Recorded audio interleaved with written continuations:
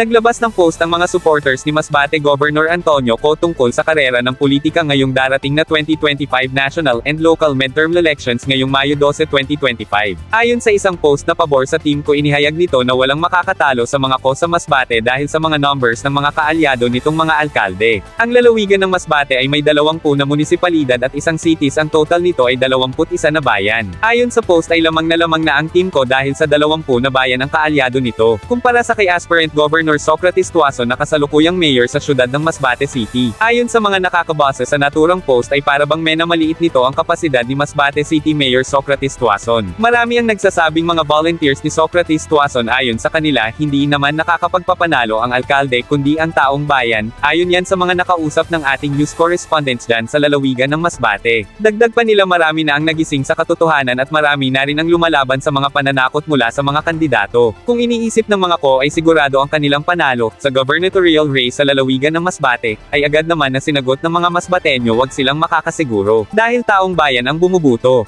Kahit may pera pa yan, kung ayaw na talaga ng taong bayan sa kandidato, wala nang magagawa ang pera ng kandidato para ipanalo ang kanilang kandidatura. At ayon pa sa kanila sa congressman at mga alkalde na mga kaalyado nila, sigurado na panalo, dahil walang kalaban na malakas at ang iba naman ay walang kalaban. Kaya may mga residente na tahimik lang sa ngayon at nakikisabay lang sa kagustuhan ng mga ko upang hindi sila maharas ng maaga. Pero ayon sa mga taong nakakausap ng ating team sa Masbate ay nakiusap ang mga residente na huwag lang banggitin ang kanilang bayan at pagkakakilanlan upang hindi makapaghasik ng pananakot ang mga kalaban sa politika ng kanilang susuportahan sa darating na halalan. Kaya nanawagan ang mga mahihirap na Masbateño ay labanan ang corruption sa pamamagitan ng pagpalit ng lidrato sa lalawigan ng Masbate. Para sa mga susunod na documentaries ng BMP Daily News Update, manatiling naka-follow at mag-share. Tatak. Ako, Bicol Digital News Radio.